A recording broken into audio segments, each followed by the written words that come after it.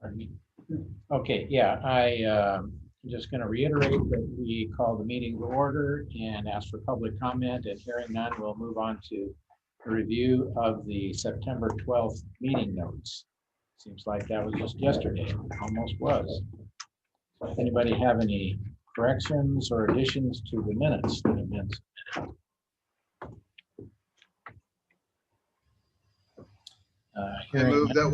I move that we accept the minutes as submitted. Okay, got a second. Second. Okay, moved and seconded that we accept the minutes as submitted. All those in favor, say aye. Aye. No, not hearing anybody opposed, we'll record the minutes. Now I just met Paul Sorensen from BST Associates.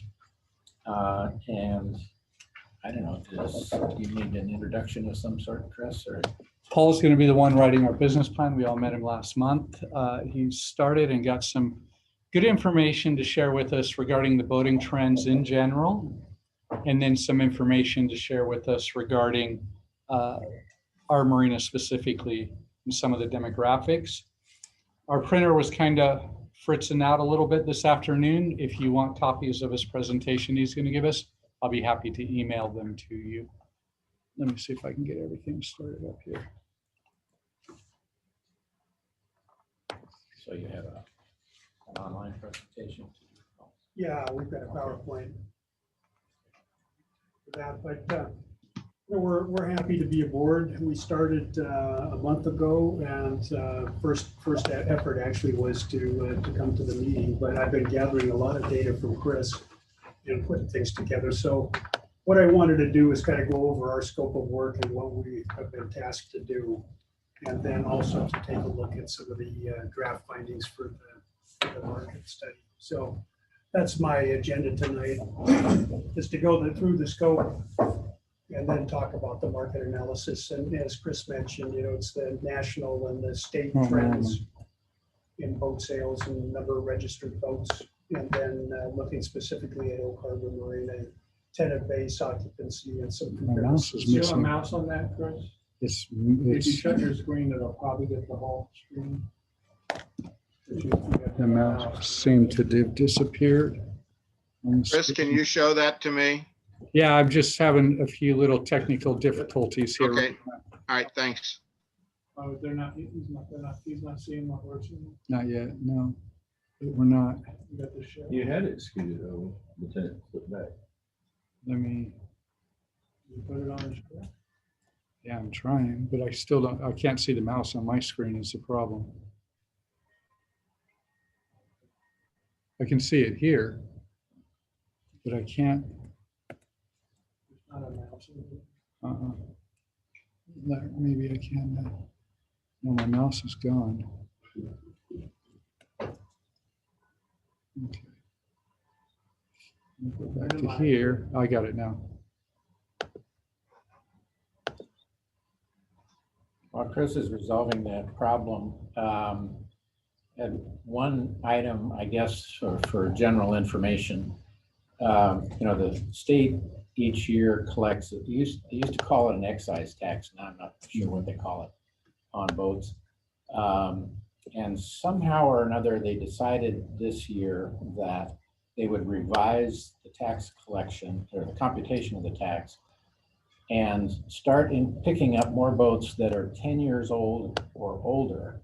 They're no longer depreciating them, and they've come up with some formula to apply. It happens to apply to me, is why I'm well versed on this topic. But our annual excise tax on our boat is a little over 3 times more than it was prior year. Paul, do you And want to see here? Excuse me, I'm sorry. when I asked the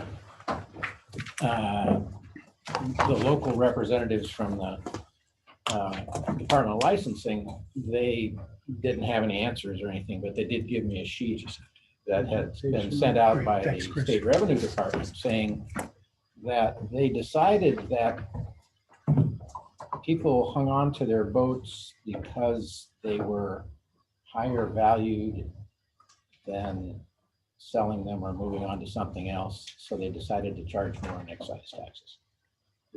But only, it's a test this year. There are only 300 people that are affected, Okay, 300 boat owners. so this year, you're talking about if you registered for the, like this, the sticker you bought Yeah. last year, last June, Yeah, well, that, this year, 2022. yeah, but When you- June is sticker, when, yeah, June is when you had to buy it. So Yeah. that's. So there was already- no news story or prior notification or anything. We didn't find out about it until we went down and talked to the Department of Licensing people, and they dug out an old memo that, that talked about this coming down. So just so you know, they decided, for whatever reason, the Department of Revenue, and I spoke to the state treasurer about it, he didn't know anything about it, because they don't actually work together on stuff apparently. But, So you know, Ken, what she said to you was that people are holding on to their boats because they're worth more than if they sold them? she started to go down that road, and I stopped her and said, wait a minute, you realize you're not making any sense here. You know, this is based on value of the boat that typically depreciates every year, like automobiles, motorhomes, airplanes, you know, whatever. And she said, yeah, well, I don't know that I can explain that carefully enough. So she just, so it was, So Ken, I've been doing some work for ARBA and NMTA on that. oh, really? And we have given some suggestions to Department of Revenue Oh, as to what they're doing. There's a public hearing on it on the 25th. of If you this want, month? yeah, if you Oh, I want, I would can like give you to. some information. Yeah, So I- they have a draft ruling that they have in place. They listened to some of the things that we suggested, others they didn't. There's quite a few yacht clubs that are involved in looking at this, I'm and not a number of surprised. other people. So I'll pass along some Okay, info. I'll give it I'd to appreciate Chris. it. Yeah. But it sounds like they've already implemented it, right? No, it's a draft ruling, and they have a Well, hearing on the did- 25th. It affected my It did. Huh? registration when for you- this. For this year. So Paula, you're about to tell us that you're the guy who said that people are holding on to their boats longer No, it because wasn't they're me. worth more? It was like that when I found it. Oh, well, yeah, that's what my grandchildren say. But No, I don't believe that there has been an approved discussion or you know, explanation of how this came about. It just seemed like a good idea, so they're giving it a try. Well, the last time they did it was in 2011. And that time they explained to us that, you know, that's kind of the bottom part of the new boat sales So they stopped after the depreciating recession. boats in the last few years too. Mm. So I'll send you some info on that Okay. hearing, but that's as much as I know about it, but it's in process right now. I'm looking into it for, you know, because it affects me personally, but because it also affects a lot of other people that have boats that are, if you've owned a boat for 10 years or longer, you're on this radar screen for some reason. Oh, So I'm sorry. No worries, no worries at all. This is an important thing. I'll send you the information. I'll send it all. next year. So my goal here tonight is just to kind of go through the scope of work, let you know what we're doing, and we've got some market analysis to do. So we're going to show you what we've come up with so far. For our scope of work, it really is reviewing marina operations, doing a demand assessment, outreach to you guys. I want to spend some time with you individually and get your thoughts on what's happening and what might happen in the future. And then to evaluate the financial performance. We're going to prepare a report on that, do a draft report, and finally have a final report with recommendations and presentation to the council. But, and our schedule is to end this by the end of the year. This is triggered by a requirement by Department of Natural Resources to have a business plan in place. And it's been our experience that it's a good idea to have those anyway. But I can show you what we've been coming up with. The first one is to look at the national side. We're members of the National Marine Manufacturer Association, so we get a lot of info from them. 2011 was the end of the decline in boat sales from the 2008 recession. It's amazing how much longer it took to bottom out here as opposed to other retail products. And it's been growing continually since then. 2022 is a little bit down, but not much really, January through August.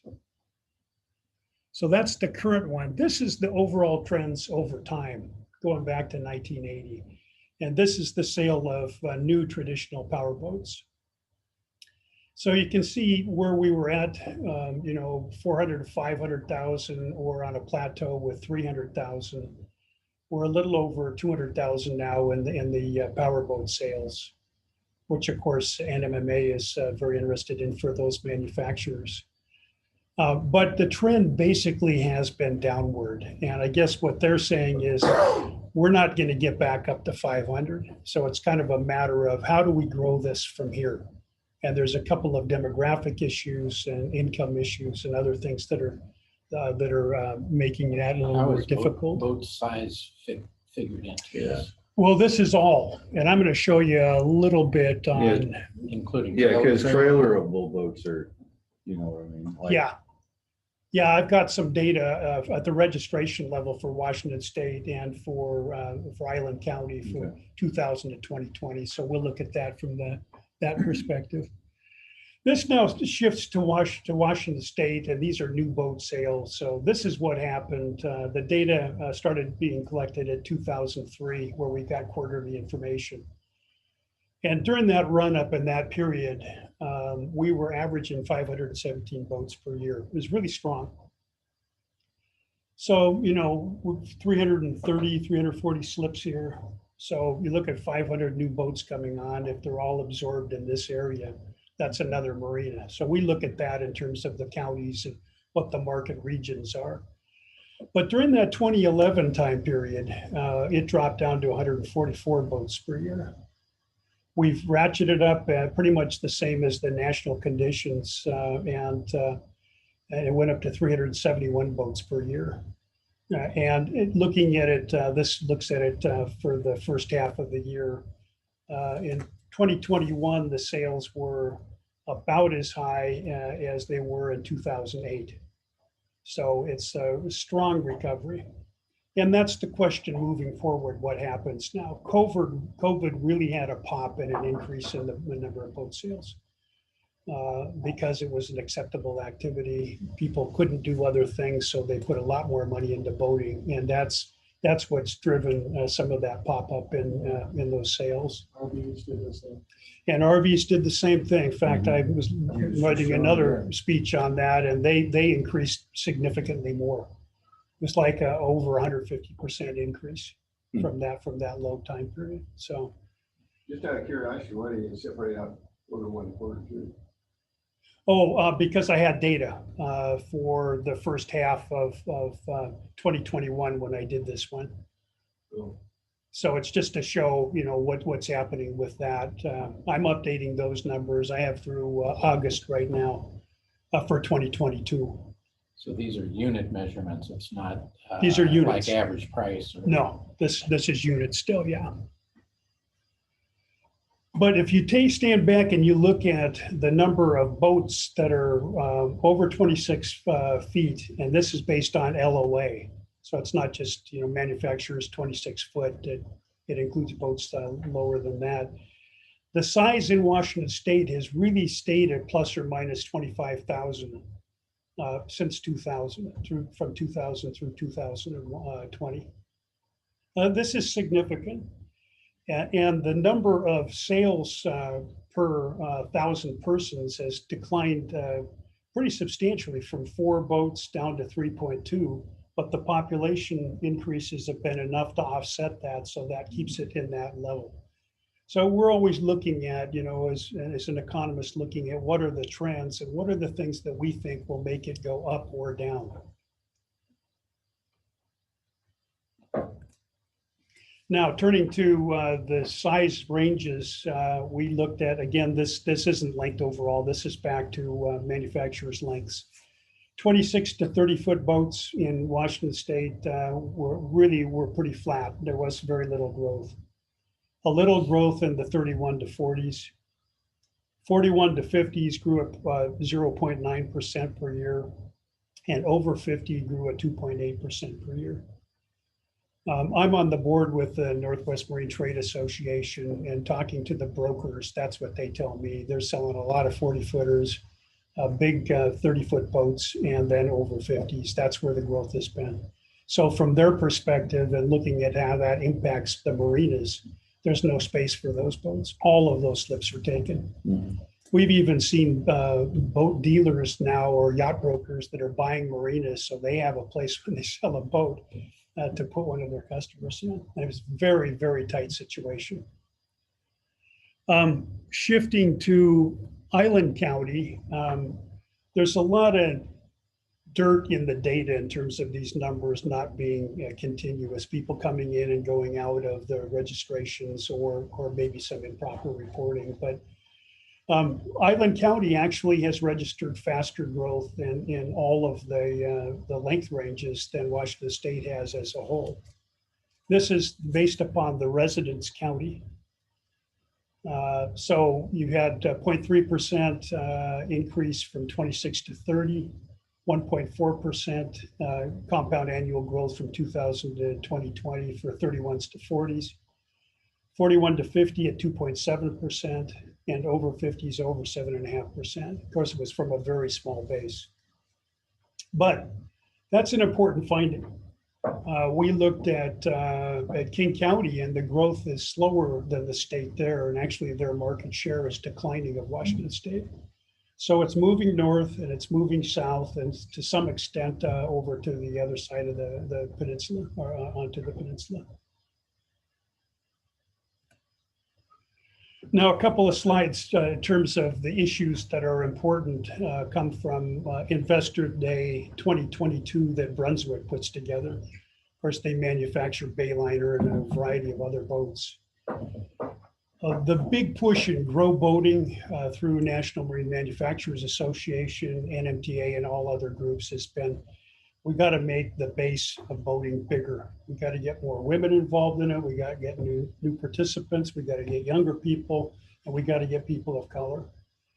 During the COVID time period, Brunswick reports that their average age is 2.5 years younger. This bucks the trend over the last 10 or 15 years where the age was increasing steadily. And you yourselves, I'm sure, have friends where you're looking at when people get out of boating. And so when they're in the mid 70s or somewhere in that range, maybe even younger than that, they start thinking, this just isn't for me. I want to do something else. Or they move from a sailboat to a tug or something else, and that kind of variety. It changes the category. But this is really important, how successful this is. And I have to tell you, there's mixed success in it so far. COVID was a slam dunk. Young people with money were buying boats. They were buying a lot of them.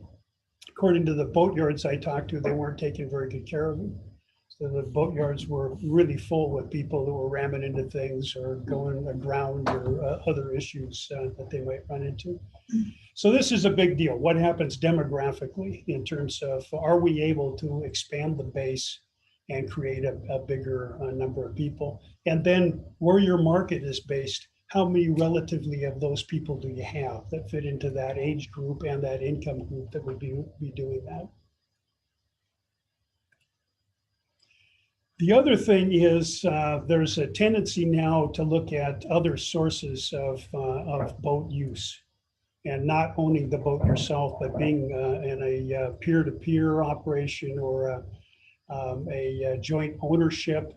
And these clubs are very important. Brunswick has Freedom Boat Club, and they surveyed folks in 2021. 43% of owners planning to sell their boat said they would consider a boat club. This is really important. That was pretty popular in freshwater when I was in Wisconsin, like we were on. Yeah, a lot of people were going into the area there. Well, and you know, the average person only uses their boat 10 to 15 times a year. That's what the numbers say. So if you've got a marina and you're counting on a boat basically not being used except for 10 to 15 days. And you go to a model where there's a lot more of these boat clubs in there, and say you get 50 to 60 uses, that means that you need a fifth as many slips if that transfers across. So these are kind of things that expand the number of slip requirements and decrease them.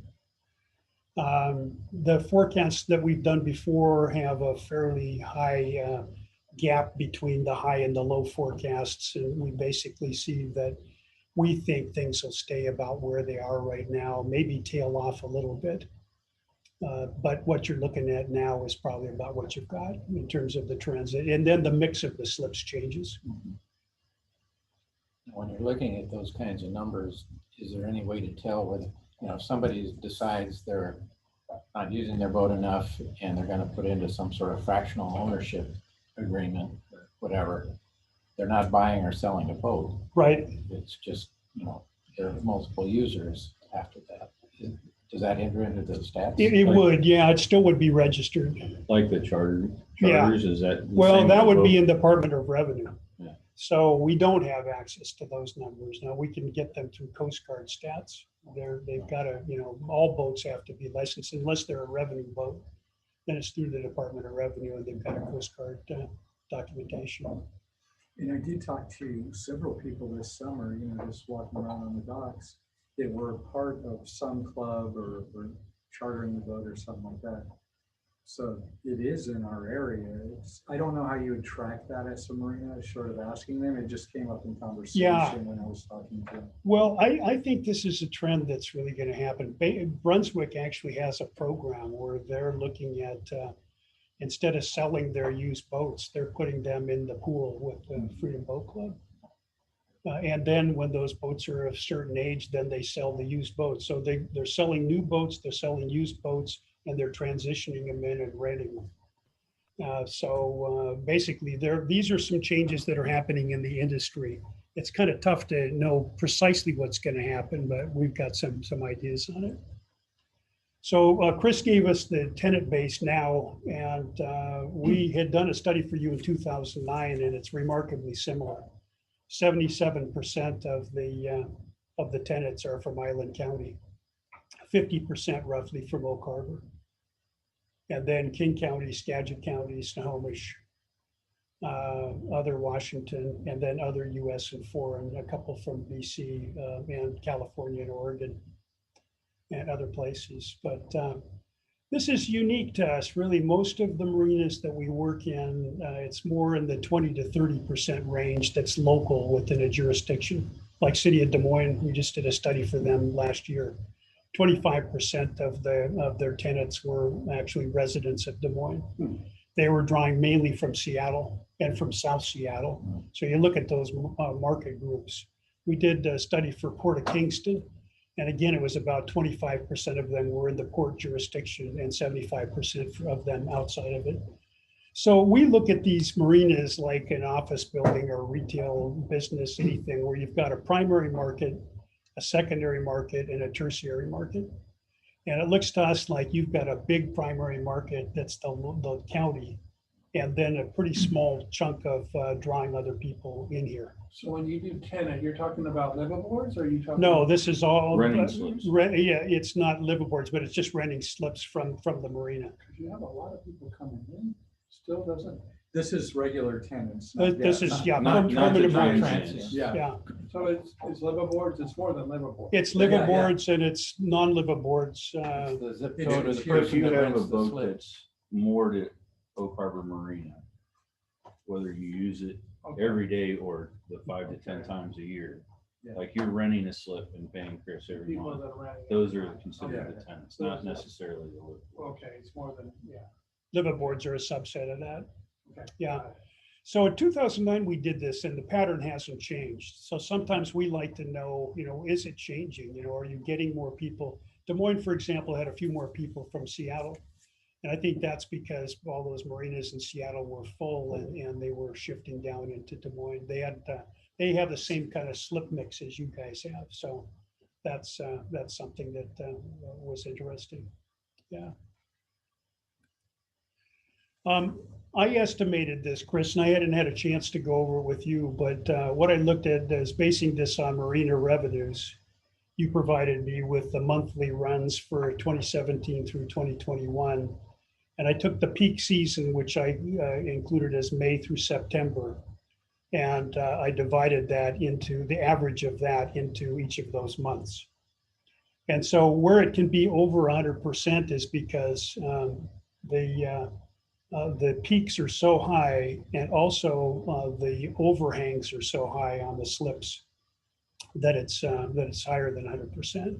So on a revenue standpoint. Somebody paying for the slip and then a transient person comes into that same. slip. No, it would be like somebody with a 32-foot slip that's got a 36-foot boat. Oh, Yeah, We're putting 2 40-footers and 80-foot. Right. Yeah. Which we do. so the bottom line to me was looking at that 85%, and that's not a good enough performance for moving forward with the marina. We typically try and be conservative on our projections and use 90%, but we've worked with a lot of marinas where it's 100% or more. And that again depends on, those overhangs, because people are paying for the boat or the slip, whichever is longer. And the key here is I'm looking at this now is to look to the finance and say how much revenue is reasonable to expect, what's happening with the cost, what's the net cost that is then available to pay for capital improvements, and how much would it have to be in order to pay for these big replacements that are coming forward. Looking at a couple of other marinas, these are the last 2 or 3 years. These are a couple of years old, but similar kinds of patterns. Cap Sandy had an average over a 3-year period for 26-footers of a little over 70%. 28-footers were 90% and near 100% for the 30s, 40s, and 50s. Everett in the central and south marinas, and they're less than 30 foot. They've got a lot of 20-foot slips, less than 70%, and close to 100% for the other bigger slips in the central and south marina. They used to call it the main marina, and also in the North Basin, which are all 45. That used to be 12th Street Marina, and they're about 100% there. So this is a pattern that isn't just happening here, it's happening in these other marinas. And that's one of the things that we worked over with Des Moines is look at, what would be successful in terms of a revenue model moving forward. If you've got to replace all the slips, what size slips should you be putting in there? And this is the overhangs, and this is percent overhangs. If we're 24-foot slips, about 60% of the boats that are in those 24-foot slips are overhangs. And in 2009, it was about 35%. So it's increasing for about all of them. But I mean, that just makes sense. You have to deal with what you've got. But when you look at building a new marina, you want to limit those overhangs because you're trying to maximize the slip size. Usually it's a 1.5 to 1 radius of the larger of the slip sizes to the fairway. So if you've got a 40-footer, you want a 60-foot space in between that and the next row of slips. that would be nice. So are we stressing out the infrastructure? Yeah, We're optimizing every inch and more inch that we have. You guys are a great customer of our insurance company. That's what I- No, we're not putting extra. No, it's we're not that. Not structurally. this is maneuvering in and out of slips. So it's more maneuvering. Yeah. Yeah. But Now, But on the stressing for on the stressing for the infrastructure I'm talking about is, No, No, it's Okay. not. That isn't that component of it. no. okay. So they're kind of, by doing that, they're maximizing their revenue. So if you have a 30-foot slip and a 32-foot boat that just hangs over 2 feet, instead of charging them for the 30-foot slip, you charge them for the 32 feet. Yeah. Right? Where if you were a marina that said no overhang, that boat wouldn't be able to go there and you'd only get 30.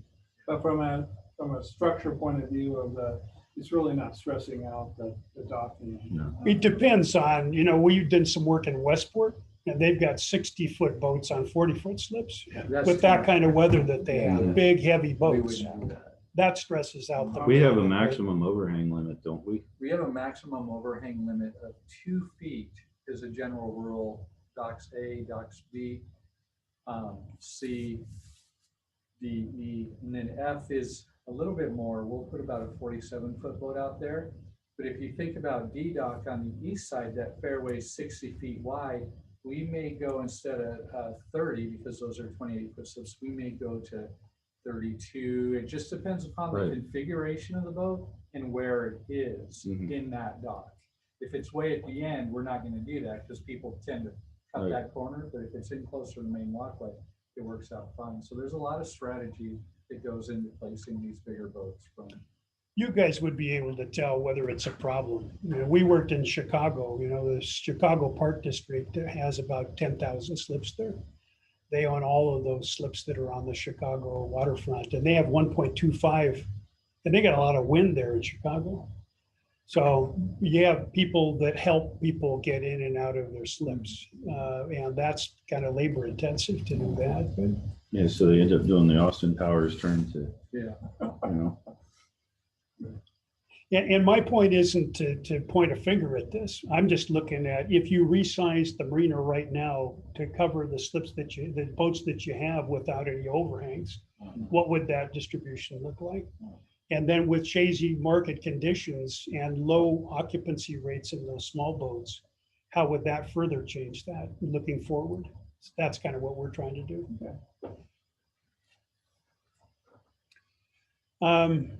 So we looked at that one, right? Maybe it went up instead of down. Yeah. Okay, so here's an assessment looking at Oak Harbor, Des Moines with their current configuration, Cap Sandy, Anacortes, Edmonds, and Everett. And this is the percentage of slips by length. So you can see the 20 and the 29s, 20 to 29, Oak Harbor and Des Moines are the highest. But then Oak Harbor is high in the low 30 footers, the 32s. You can see that in Cap Sandy, they have some of those, but and Edmonds and Everett actually were kind of in the same situation. Edmonds is a newer marina. They had a lot of rebuild after the big storm they had. I think it was 89 maybe. Yeah. Something like that. And Everett has a problem right now in that they have pretty high vacancies in the smaller slips. This also then kind of relates to, is it a sailboat or is it a power boat? Are people taking it out and trailering it somewhere? They've got storage at Everett as well, so they recapture some of that. That's something we need to consider. But the marinas that were built 50 years ago were built for the fleet size that existed then. And that's changing. And so that's kind of what we're trying to pull into this is what should it be? And how much is that going to cost? Here's what we came up with Des Moines from their current pattern to their plan was to basically eliminate almost all of the 20-foot slips. Increase the 30 to 39s, the 40 to 49s, and the 50 to 59s. And then there are also some end ties and some side ties. So some of the longer boats are also accommodated. But when you're in a basin like that, that's got kind of a geographical restriction to it, particularly if you have some shallow water They've got on a hard one end. breakwater. Yeah, they've got a rubble mound breakwater. Yeah. And also it was eliminating covered moorage. It just the difference for that from a cost standpoint. They had, I think, 730 boats in their current configuration. To redo that to open or covered, they can get about 500 boats. You get about the same number of lineal feet, but just more longer slips. But the cost to do it was open only was about $30 million. And open with some covered, 40% covered was 60 million. So the city council said, we're moving forward with open only and we're going with this plan. So the northernmost floats they have now are under design for replacement. Those are pretty much 40s and 50s, so those probably would have stayed the same as they are now. But as you start to increase that move down into the basin, it means that you'll need to take 2 floats out to put 1 float, or you might get 1.5 floats. You know, you're just using more space the longer the slips are. You know how they're paying for that? Well, they're in the same situation. They're an enterprise fund. And so their situation is that it's got to go through the city's funding, and they're going to do a bond issue. They've got a bond issue now for the first 3 floats, and I've forgotten what the size of that is, but then that's paid for through the marina. It's covered by property taxes, but paid for by the marina. So they're doing like what we did with the dredge fee. They're gonna have a new float fee essentially. Right. Oh, yeah, we do, and I'll go into this with you the next time we come down. We'll show you what's happening with with finance, probably the next meeting. What we recommended is that they charge at least half of the average, or the average of the marinas that we looked at in Puget Sound. And they included Shell Shoal and Elliott Bay and a lot of higher end marinas. And then if they rebuild it, they got to charge 90%. So their rates are going to go up 30%. Now, this comes down to, you know, is this going to be accepted or not? Well, from Des Moines standpoint, they're a regional market. So Edmonds, when they increase their rates, if they have somebody go that's a local, they can pull them in from somewhere else. We have to be careful about that here in terms of what really is reasonable. But the bottom line is that you need to do that in order to cover those kinds of bond payments. Sure. So that's kind of the rub of this whole thing, is how much is acceptable, and then where else does the money come from? Blaine's got a ton of money. I can't get grants for that. Trying to get it for, yeah, that's a business thing. Dredging, we're trying to get some, hopefully we get some grants to subsidize it, but I don't know how to get grants for buying points. We can float a district, a port authority, I mean, that's an option. Subsidize it a little bit. It's hard to subsidize. I think that one of the things that's going to come from the study, and Paul and I have talked about it a little bit, is where does Ocarver Marina go from here? Does it stay a city marina? Does it get leased out? I mean, you shared with me some trends in that. Yeah, and there's been talk about doing stuff on the other side. If I did that side, but there's dredging issues, I mean, there's a ton. There's no breakwater.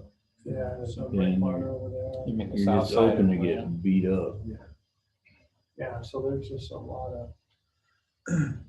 Well, those pretty much are the options. Just to kind of go through for you, there's publicly owned marinas where, you know, they're paid for by a variety of sources. Ports have a number of lines of business. One is a marina. They have other resources they can cross subsidize if they choose to do that. What's happening now in Seattle and Tacoma for at the city level is that there's 2 marinas in Lake Washington, Lakewood and Leschi, down by Seward Park. Those are leased to a group called Elliott Bay Marina Group. They used to be the owners of Elliott Bay Marina.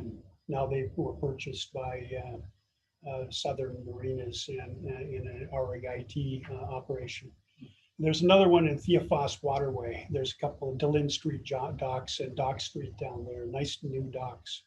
And they're also in a long-term management operation with the cities, where they've got a 50-year lease, and they're responsible for capital improvements and for O&M improvements.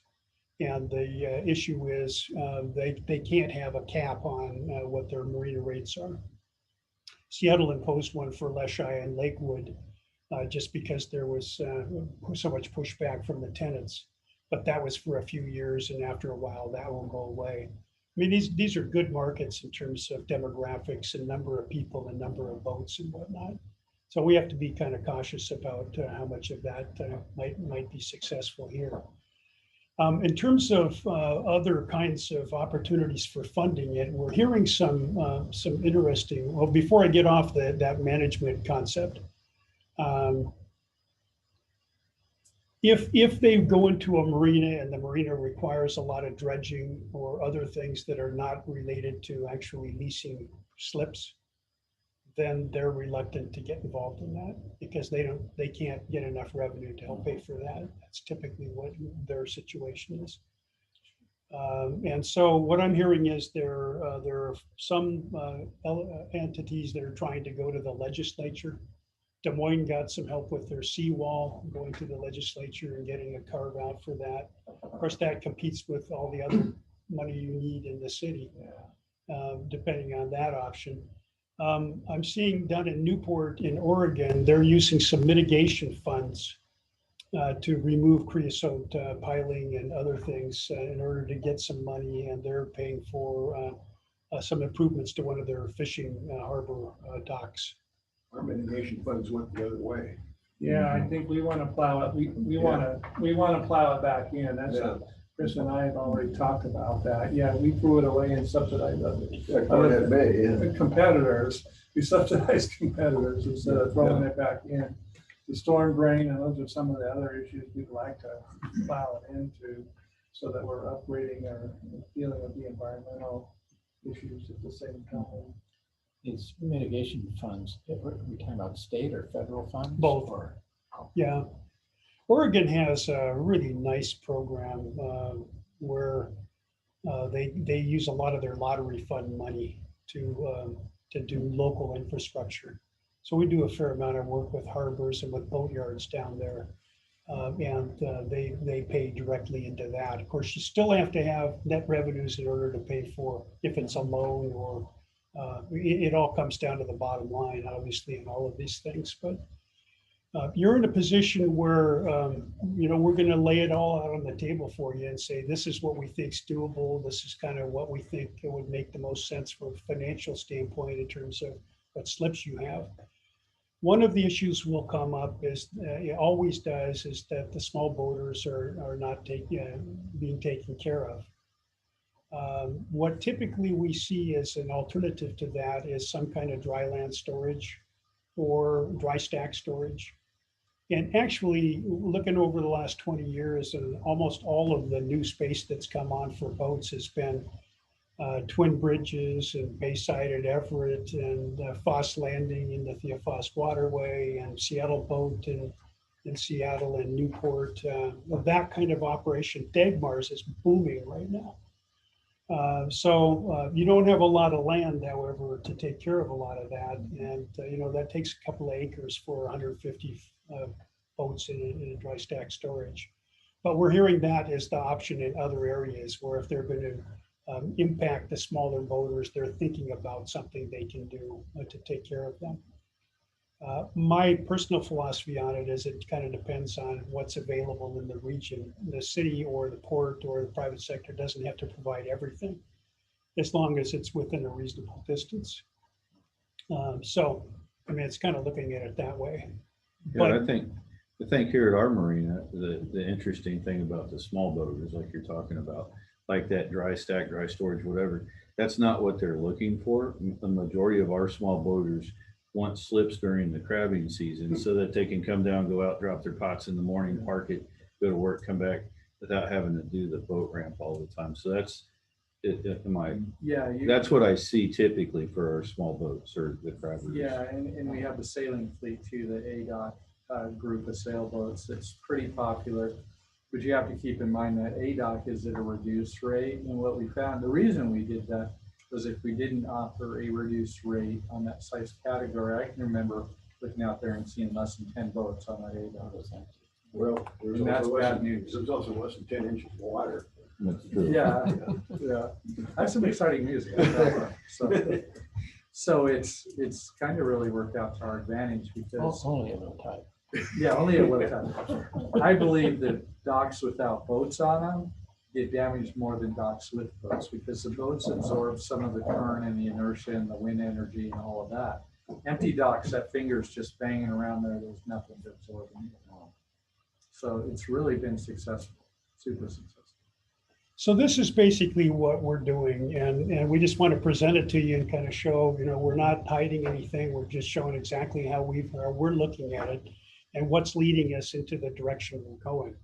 But we need your input on that as well. So, I'd like to talk with you each individually and get a chance to know a little more about what your concerns are, what your thoughts are on opportunities, and also on the market side, finance side, facility side. My wife and I watch a lot of BritBox and British shows and other shows, and I look around the rest of the world and we don't even have slips. You know, there's a wall somebody ties together with a couple of buoys. I don't know whether our people would be able to do that or not, but When the tide goes out, the boats are just high and dry. yeah. So you work the tide. I live on Smilk Beach and we do crabbing, and I have to get the boat in to get my wife in it. And occasionally I miss, and so we're stuck out there for a while, so. I know about those tides. Yeah. So like Avalon and Catalina Island in California, friend of mine, they do a lot of the double tie-up, so they don't spin Yeah. around. Yeah, They don't spin around. But and it's that's also deep cheaper. water. It's the deep, that's why they can do it. Well, it's one of the reasons. You can let a power boat come down to the bottom and it'll sit flat typically. The sailboat will keel over.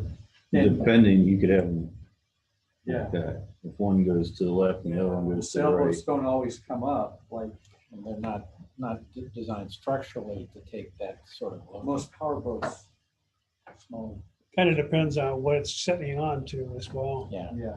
we've got soft nuts, so Yeah. for the most part. You get figures things. Man, looking at these pictures in Florida and all those boats just everywhere, it just kind of makes you It'd wonder. be a good time to buy a boat.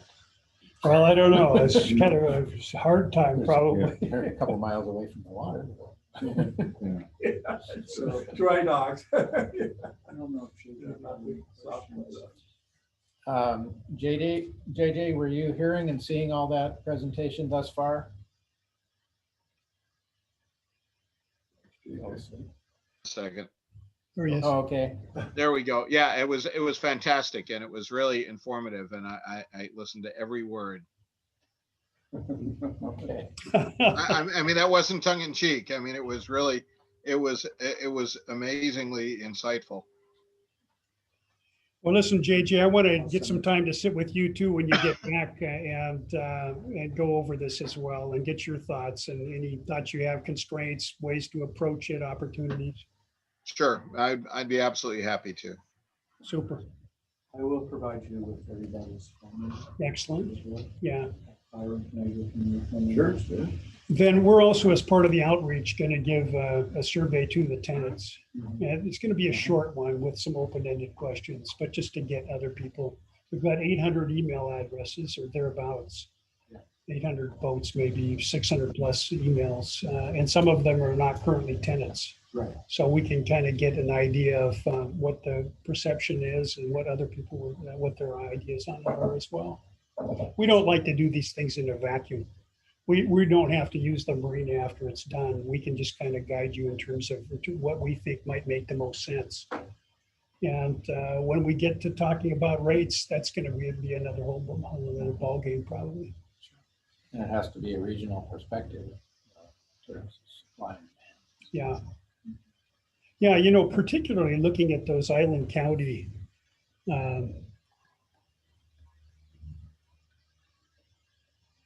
look at those 40s and those 50s.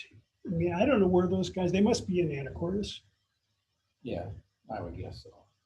I think that's the best shot. You know, you're a half hour away from my house, and a lot of people that are using Elliott Bay Marina are a lot longer away than I'm that. amazed at how many, how rapidly those dry storage yards have filled up. Yeah, I mean, they've and some got of them are acres looking at and expanding. acres and Yeah, acres of dry storage. yeah. Twin Bridges, I think, might be thinking about expansion as well. I was, when Twin Bridges was in the design and financing stage, I worked on that through the bank that I worked for. Oh, And it was a tough sell with my board of directors on there. Like, what, you're gonna put boats in pigeonholes? Yeah. They just didn't get it. But we did make the loan. man, I tell you, that's the way of it, isn't it, for the smaller boats? If they hadn't had a Dutch name, we probably had more trouble. Well, one thing I don't think your analysis is going to touch on, but it would be interesting to know that if we can't keep this marina going, the costs, what costs are involved in shutting it down?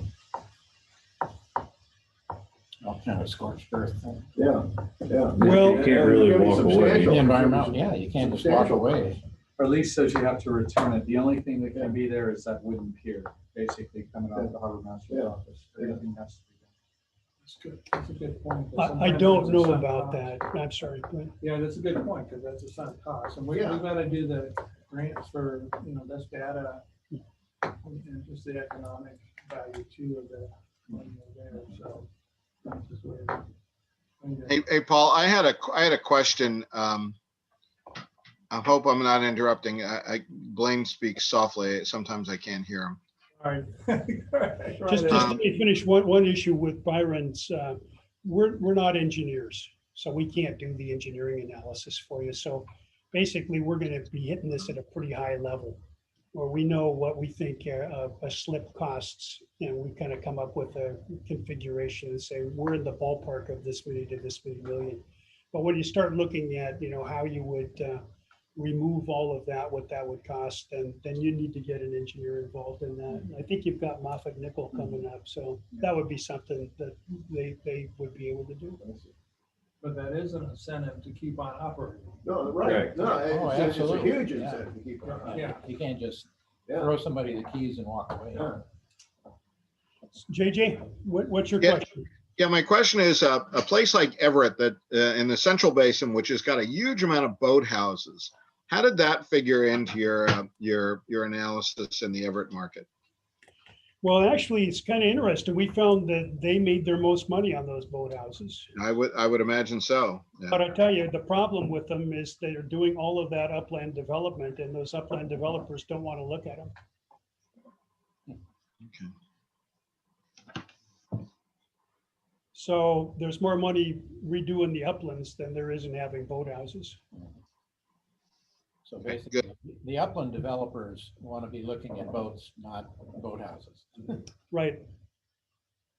They don't want a blockage. They don't want covered space. They don't want boathouses. Yeah. There's the other issue. Well, I mean, you're going to have a trade-off if you get an engineer in here to look at this in terms of how much coverage you have right now Oh, yeah. and how that would change. And that's going to provide you with some bonus points for maybe doing more open or for lower mitigation costs, because all of those things are going to factor into this as well. So JJ, this information, the slides and stuff are going to be available to each of us to look at. Chris is going to email those out so that, we can stare at them until we're almost blind. And that might come, we might come up with some additional ideas or perspectives or something, or at least some better questions as far as how we proceed. But is that a fair statement? Absolutely. That makes a lot of sense from my perspective. I need to get your input on it, or if you've got any questions about it. That's why I like to do this in phases. So we can kind of give you a data dump right now and say, this is what we think are the market conditions. And this is where we're kind of headed. And then when we do a draft, it's going to be a draft, and we'll tell you, this is kind of what we're looking at and how that might work. I don't know, Paul, I don't know if you know that in 2006, it's pretty stale now, but in 2006, there was a very comprehensive study done of the marina and slip sizes and, demographics and a lot of other stuff that might be at least of interest to you. I think we as kind worked of a on that one. baseline thing. Yeah, Yeah, I sent you a copy of that. yeah. You're mentioned in that, so I hope you worked on it. This whole process is deja vu all over again. Okay. I mean, it really is all the same issues. Okay. So you're already aware of that information. Yeah, but it was kind of interesting to go Yeah. back through It's it. in looking at that stuff, it was amazing to me, just within the past month or so, how much of it was really not changed. Yeah. I mean, the challenges are pretty much the same challenges. And it's not just here, it's Oh, yeah. everywhere. Yeah. We look at almost all the marinas are at least 35 years old, more of them. We used to think of Elliott Bay as one of the new marinas. That was built in 1989. It's 30 plus years. I mean, they've taken a real good care of it, but there's a lot of them that are over 50 years. And I think wood was better then, and there were a lot of better components maybe that went into it. Well, but- that's another issue. The design standards were very different then. Yes, In terms of, coverage of the mud flats and everything.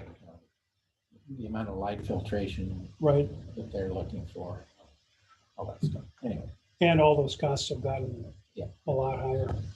Yeah. and Anyway, JJ, do you I have took any- more than my minutes on that one. so Well, I no, it was well apologize spent. for that. I'm gonna stop sharing the screen. You can see the benchmark. So JJ, did you have any parting questions of Paul, or are you gonna think about it for a while? No, I'm looking forward to diving deeper into this because it's absolutely fascinating to me. Yeah, I travel a lot. I spend a lot of time on the boat, and I go to a lot of different marinas. And we got to do something. I mean, our mix. I walked down B dock out to my boat this morning, and Chris will tell you probably more than 50% of the slips are empty on B dock, Yeah. That's or real close to it. Can you see us, JJ? Yeah, I sure can. So hi, Blaine. I'm just trying to like that. Okay, that'll work. so is the camera up there on the? Yeah. Yeah, I can see. The only person I can't see is Ryan and Byron. There's Ryan. Oh, you're not missing anything. Yeah, that's true. I'll tell you a joke on Friday. Okay, very good. Okay, well, thanks, Paul, for doing that update for us. It's comforting to see the scope of what's going on as far as this analysis. Next item on the agenda is the Parks and Rec Department update. Is that from our perspective as the Marina? Yes. Okay. Yeah, sure. So I think that all of you know that we formed a Parks and Rec Department, which is going to consist of the Marina, the Parks Department, and the Senior Center. It was formed Including the pool. about a month. No, not including the pool. Not including. No, the pool is county. It's a This special is district. just for city. Special district, we Oh. don't have jurisdiction yet.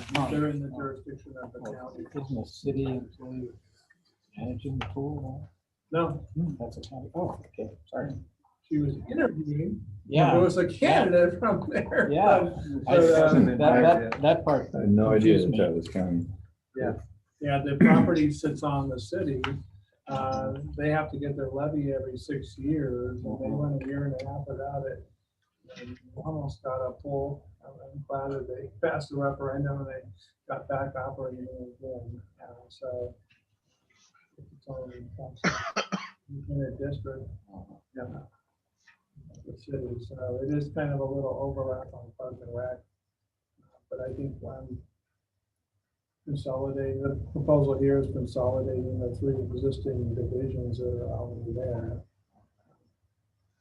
Yeah. Synergy between them. Yeah, it's one thing I know that's always a concern. It's always a concern of mine is how would something like this affect our marina finances? The marina is going to remain an enterprise fund. Parks is still going to come out of general fund, and I think senior center comes out of general fund. It's a kinda, special sorta. fund that's heavily subsidized by the Right. general fund, so. So our money will still remain the way it is. There is going to be a cost to us. I just estimated that this position would be around 120,000 per year. So it's likely that we'll split that 3 ways. And really the benefit, and truthfully, I supported this actually. I think that it may open us up for more grants. And in fact, in the meet and greets we had with the candidates last week, I talked to them about that and they agreed with me, because now we're a part of a Parks and Rec department. We can apply for grants under that umbrella just versus the public marina umbrella. So we'll see how that works out. But that was a big thing for me that I was super excited about, that possibility there. I think that it'll help us at a senior management level, and not that Blaine doesn't give us and me the support we need, But instead of having somebody who's over the whole city and the marina is just a little bit blip, this new director position will just be the senior center of the Marina and Parks. So get more time and more ideas on that. And then it may even reduce some of my workload and allow me to get back out on the docks. I think, well, Ken and Byron and JJ probably remember that I did work out on the docks before, and maybe I can help those guys out a little bit more. So as I looked at this and thought about this, and I supported it, and I thought it was a home run. I think lastly, it's going to help us with some fresh new ideas from a park and rec perspective. Maybe we'll get some more work processes out of it. Maybe we'll bring in some more events, and maybe they'll have some ideas again how we can get funds for the marina through that part of the funding world. And I don't know much about that funding world, truthfully, but that's kind of where we're I headed. had a chance to meet with two of the candidates on Friday, and I had talked to Chris beforehand and so forth, because we didn't want to keep plowing the same field and so forth. So I focused my questions on, in their backgrounds, how, the question was something like, tell me the successes that you've had in raising funds for facilities and infrastructure and capital expenditure. And it was interesting. Two very different candidates. One gentleman from Colorado has had a broader range of experiences. They had a municipal airport under his supervision that had been kind of neglected for a number of years, sounds like, and they had to kind of bring it back into operation, utilization. And there were some other, I think they had a couple of hockey rinks too. And boat ramps. This is Colorado, so they have a little bit different perspective on things than we did. But anyway, I thought I got some pretty good feedback on fairly narrow issues, because we had a fairly limited amount of time. But I was hoping that there would be more candidates. There was. We started off with 8, Oh, okay. went down to 5, and then we just brought 2 in. There really wasn't a consensus on a third candidate. My preference was putting it. And when you're doing such an open-ended on-site, it's really hard to have them on candidates. And so we did, with the public works, we did 4, but that was really hard to do 4 on the on-site. So we chose to go with the 2. Those were the top ones out of, that was the 3rd round. We got just to kind of give a little background. Yeah, I was aware that they'd been vetted before I talked to them. So Yeah. that's a good thing. It's probably not, it would probably be unwieldy to have broader spectrum of people talking to these folks, or vice versa. But at least there has been some participation that the department heads that are affected were involved in the meet and greet and that kind of stuff. And then, as I recall, then the Citizen Advisory Committee chairs were also involved in the process. So there was a kind of broad spectrum of folks that were bringing different things to the table.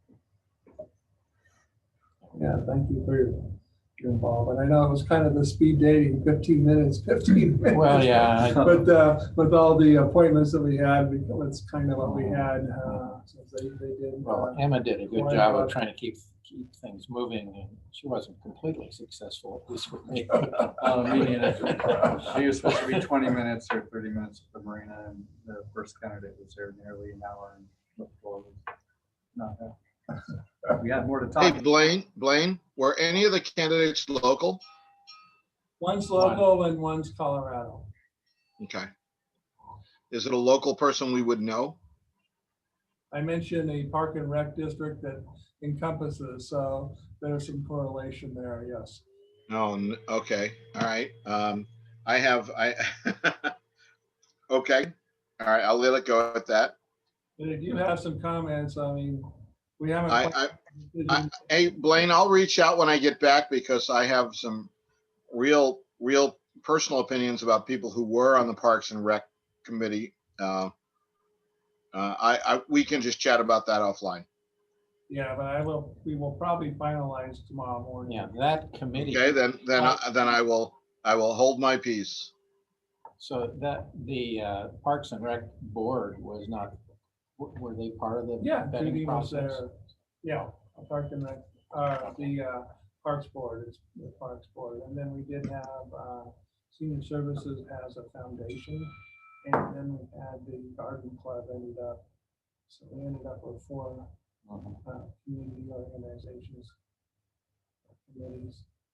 So Chris, this will increase our costs, right? We're responsible for A this. third. But what about, is it going to affect our administrative costs that we pay, that is the whole litany? I think this is a totally different thing. I don't think it'll It's a make a total difference. different thing. I don't think it'll make a difference. So- It's an additional item. So an Because that's additional not- 40,000 a year then. That's not part Ish. of the indirect Cost cost allocation. allocation things that we're paying for now. So this is something new and separate. So I think with the new energy and the professionalism that it'll pay for itself. And with the efficiency, the synergy within the departments, the Park and Rec departments, and having the expertise. I mean, you had a development services director before it was over. You just really have the background in a Park and Rec person. It's a whole discipline, and that's probably why I've been a real advocate of it. They just bring in a whole different perspective there and looking at it. And you guys, to us, you're Park and Recreation.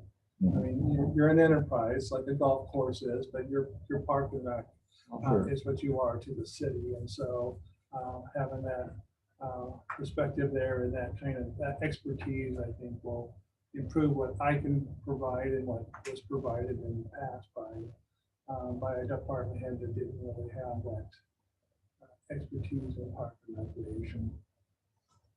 And you still think this person may start in November timeframe somewhere? Probably mid-November, it could be late November, is when we're talking about it. And then I'll have to kind of evaluate how much I get involved, but we'll work that out. So that was fun on Friday to meet these people. I think there were 2 good candidates. I'm not sure they had fun. No, I don't think so. They were all good. They were both good natured about it. Oh, yeah. I met with them in the middle of the day and I met with them at the end of the day. I was their last interview. So, There was one that I think we could have talked for hours about, who did have some experience with boat ramps and docks. He said the floor was not. Okay. More to follow on that one. Yeah. That's an ongoing subject that we'll obviously hear more about. General Marina update. General Marine update. So Steve Hookey did resign from the Marine Advisory Committee, so we have one open position. I have not heard from Curtis in a couple of months, so I'm not sure what's going on there, but I'll try and find out. I am assembling a list of candidates. So far I have one person. So that's what's going on there. Might have another one that's interested. Okay, just let me know.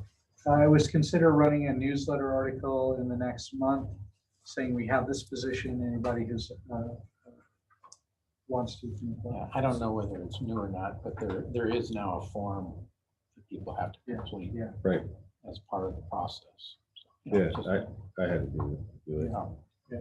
So I wasn't aware of that. as far as attendance, the council I didn't know has we had any. an unexcused three times to remove. We kind of done that and we haven't made it as Yeah. formal where staff's looking at more formality and that's probably what we'll go to. I mean, if people miss, I mean, let us know. And then, but it's just unexcused absences that just creates a quorum issue. Luckily, we have somebody who has Starlink Yeah. can keep us on quorum issue, but with one resignation and absent, we're just operating at 3 and it's just not ideal. So some committees go to an alternate just to have another person. That certainly is an option too. That only counts when you have somebody absent. Trouble getting a quorum. We, this committee has never, that I can recall, ever had a hard time getting people to be on it. And our rules actually say more than 2 scheduled meetings in a calendar year. So it is, okay, you do have a role. Yeah, Okay. so we'll work that from that side. Just a heads up, the seasonals are all done. Dick's last day was last week. We are working on the budget process still, so that's super exciting. We have switched to our winter hours, which means we're going to be closed on Sunday and from 12 to 1 for lunch. The launch ramp is continuing on. I just spoke with American Construction on Thursday, and they're expecting stuff to come, and they asked if they could have it delivered to our marina. I said, absolutely, positively. Let's get everything here, and they're targeting the November window still. If that doesn't happen, they're booked up to March, but they do have gaps, so waiting for parts or quickly done with projects or what have you. So having all the stuff here allows them to send a crew to work on it when they have these gaps. So for the record, you were trying to get it installed as quickly as possible. I have been trying to get it installed as Quickly as fast possible. as So possible. some people that are disgruntled about it and Well, we understand we that. couldn't control the material selection that DNR came up with. Right. And turns out that those materials in large part are in short supply, so. Yeah. That's the way it goes. That's probably the biggest grumbling I hear at the marina is that dock. Yeah. And Hey, it's, Chris, it can't come soon enough. Last Saturday, was it Saturday or Sunday? Might have been Sunday. I saw someone fall off their boat while trying to, into the water, head first into the water, because there was no way for them to step off their boat onto a dock. Yep. I know most people have no problem with this, but for the inexperienced boat owner, not having that dock there, it makes it very difficult to get their boats on their trailers. I'm hoping in November, we'll see. But it has made for an entertaining summer. Yeah, it has been entertaining. We, for those that have 2 people, a friend to help them, it's not that difficult. For those that are by themselves, it's a little more of a challenge, and some of that's us, and we provide assistance when necessary. It's I one of did those talk to final- Mark Dahl about that and a couple other topics, and he said you really find out in a hurry who knows how to run their boat. And who doesn't. Yeah, that's true. That's true. I saw somebody the other day, because he was by himself, had a ladder. And he put the ladder up to the boat to climb up the ladder to climb in. Well, the boat doesn't stay still. It was rather comical. The challenge I don't know how is, you can make it work. You're right. If the boat doesn't move, it works, I guess. But how do you keep the? Wait till it's high and dry, I guess. the last thing is that next week is our Harbor Masters Conference. So some of us, it's over at the Swinomish Lodge. So some of us will be going over that Wednesday, Thursday, and Friday. One of the topics is dredging. So that'll be very interesting. And derelict boats is another topic. I think you're going to be a part of those meetings. I'm gonna try and come. Yeah. The really cool thing is that Oak Harbor Marina, every conference, they do a tour of a marina, and we're going to be that marina this year. So that is going to be really neat in the aspect that we're going to have all these people coming to our marina, but it's going to be even better because as we walk around the marina, they're going to see things that are right and wrong, and maybe they can provide some guidance for us because these are people who are doing what we're doing. It's not just harbor masters, it's Right. maintenance workers, office workers, whole thing. So that'll be really fun, and they're going to be coming on Thursday. Should be here around 1 or 2. We'll be here for- Thursday of next week. Yeah, we'll be here for an hour or 2. I did invite Dave Williams because he actually was a big player in this organization. He said he might make it, and he was delighted to tell me he still Retired has his harbor master. PCC President's jacket or chairman's jacket, whatever it's called. So it's going to be really neat and really fun. And if you guys want to come, you're more than welcome. And you'll see guys that do the same things that we, and gals that do the same things. If you look at our administrator's report for October, you can see that we're holding ground compared to last year, which is great because some of you might recall I became harbor master right in the middle of a recession. So I've seen what can happen when. Probably not your fault. No. Come on, turn over the staff is. I don't want to go back to that. So we need to really watch this. And I think Paul's going to help us with his numbers and stuff. But I'm happy to see that we're staying pretty close to where we were last year. So that's real good. And I know all marinas are going to be watching this. Just thumbing through, so I didn't get a copy of that. Oh, you didn't get a Part of the copy of packet, it? but Anyway, I'll send them. There's Page 11. Other than that, we are switching our focus to projects again and got some great projects going on around the marina. And it's going to be a good winter, I hope. We'll start our campaign for booking groups, and we've had groups call already. We're going to funnel them through DocList. So it should look that way.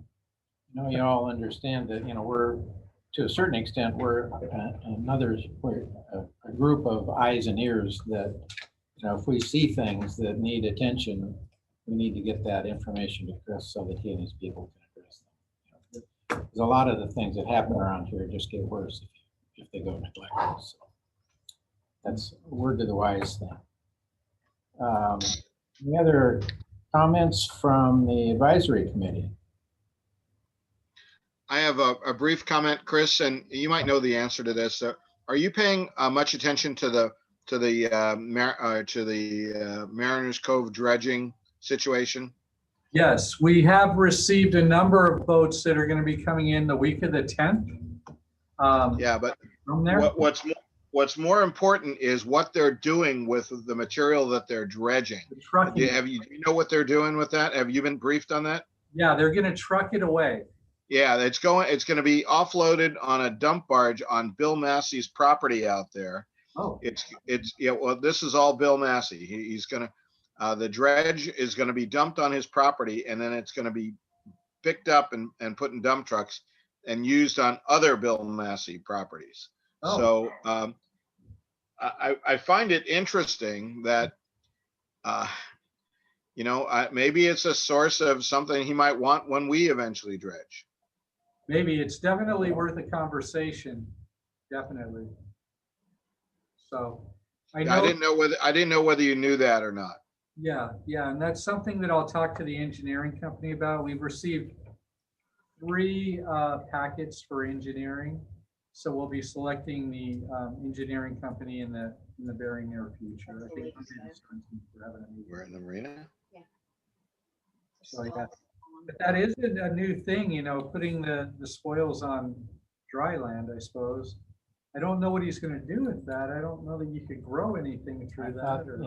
I thought Maybe that was rock art, absolutely though. forbidden, but Well, it is apparently not, because the Mariners Cove people are doing it. I heard, I got a complete brief on it last week. Yeah, I heard about that. I didn't know it was his property. just because Bill's name came up, they just had a death in their immediate family and are being very private at the moment. So I can and will talk to him, but I'm not going to broach this subject right away. Yeah. So you'll follow. Okay, any committee members? More thoughts, ideas, whatever?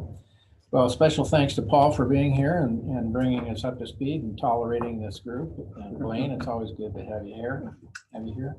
And thanks, JJ, for tuning in. Yeah, that was good. All the way from Roach Harbor.